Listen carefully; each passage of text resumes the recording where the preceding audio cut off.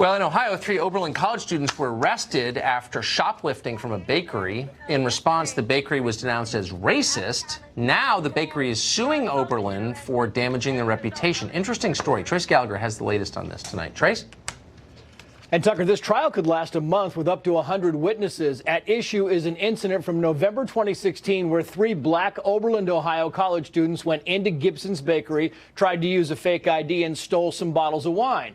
Alan Gibson, the son of the bakery's owner, confronted the students, and police say by the time they arrived, Gibson was on the ground being punched. The students initially claimed they were racially profiled, but then admitted they did use fake IDs, did steal the wine, and that there was no racism. A follow-up police investigation also found that accusations of racism were baseless. But lawyers for the bakery say that did not stop Oberlin College from, quote, declaring war on Gibson's, including a boycott and several protests involving hundreds of students chanting, "No justice, no peace." Watch. We are here today because yesterday 3 students from the Africana community were assaulted and arrested as a result of a history of racial profiling and racial discrimination by Gibsons.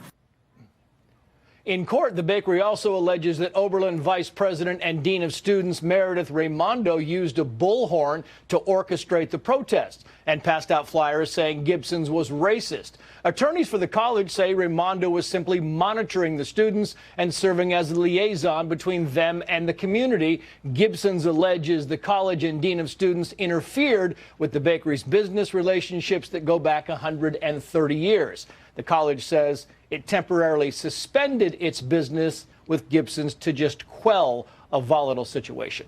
Tucker. Amazing story. Trace, thanks very much for that. Yep. Bill Jacobson is a professor at Cornell Law School. He publishes the widely read blog Legal Insurrection, and he joins us tonight. Professor, thanks for coming on. So, thank you for having me. I just want to be absolutely clear on the facts here.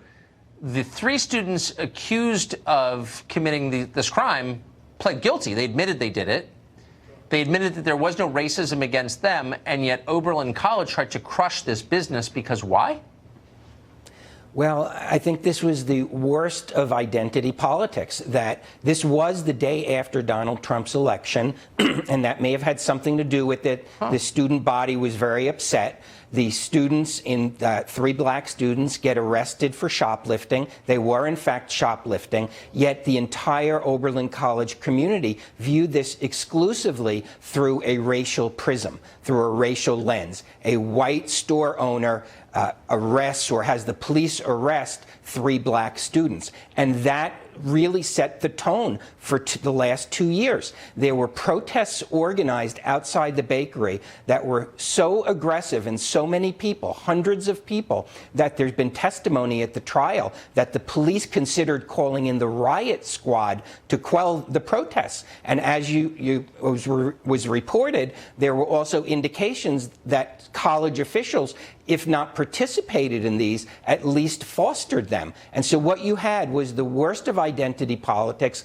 really the worst of our politics, which judges everything not based on the facts of what happened, but through a racial lens.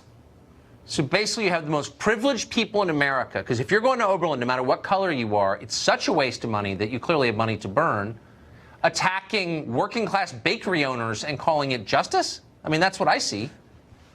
Right, and I think one of the interesting things about this case is that the bakery owners are seeking to hold the college responsible. And the college's response is, those are just the students. We have no input on what they do. But the evidence is that they might have. I mean, if you wind people up and you whip them into a frenzy, and that you can't just wash your hands of it, and that's really what the jury's going to have to decide. Well, I hope you will come campaign. Back.